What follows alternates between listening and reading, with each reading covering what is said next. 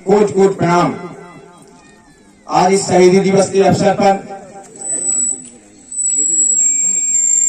उस आवाज को उठाने के लिए, लेकिन वर्तमान में जो अभी समय चुनाव आया है 2023 और 24 में, अब कुछ बातें ऐसी है कि अपनी उस बातों को हम जनता के बीच में जा करके अपनी बात रखेंगे, और अगर उस बात को हम जनता को अगर हिंदी में समझा पाए, क्योंकि खड़ी हिंदी उसको समझ में नहीं आती है, और अगर हिंदी में उसको अपनी बात को हम समझा दें, दो चार कुछ ऐसी बातें हैं,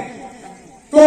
शायद उस पर अपने को, जैसे अपना ये किसान भाइयों के लिए भैया जी ने यहाँ से कहा कि इसको उद्योग का दर्जा देना,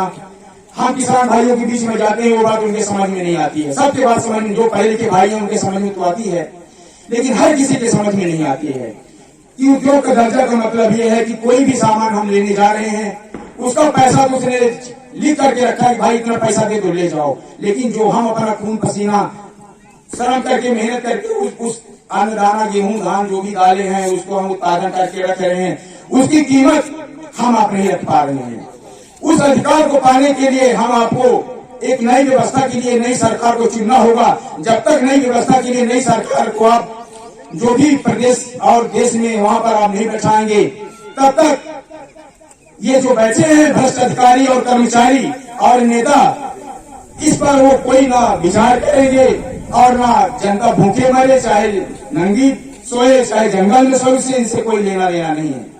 हमें आपको भूखे प्यासे रह करके और थोड़ा समय निकाल करके और इसके लिए आगे बढ़ना होगा। और रही बात नशे की, ये बड़े बड़े बूढ़े माँ बाप हमारे ही बैठे हुए हैं और उनका बच्चा जो है उनको न खाना दे रहा है, न पानी दे रहा है, न सुन रहा है, लगा के टीवी लगाए मोबाइल सो रहा है, उसका कारण है नशा।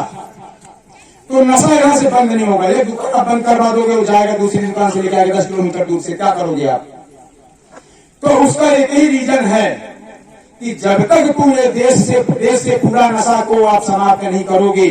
दूसरे आज तक जितनी पार्टियां चुनाव में लड़ी हैं, आप सबने वोट दिया है, हमने भी दिया है, लेकिन कोई नतीजा नहीं निकला। बल्कि वो कहता है तुम्हारा बच्चा पैदा होगा, तुम्हारे गांव में मैं एक ऐसा दुकान खोल दूंगा कि उसको घूंटी दूध की मत पिलाओ, दारू की पिलाओ।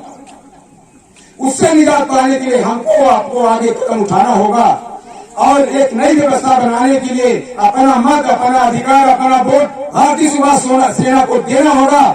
तब जाकर के उसके प्रत्याशी जब उस जगह में बैठेंगे तो समूचे भारत से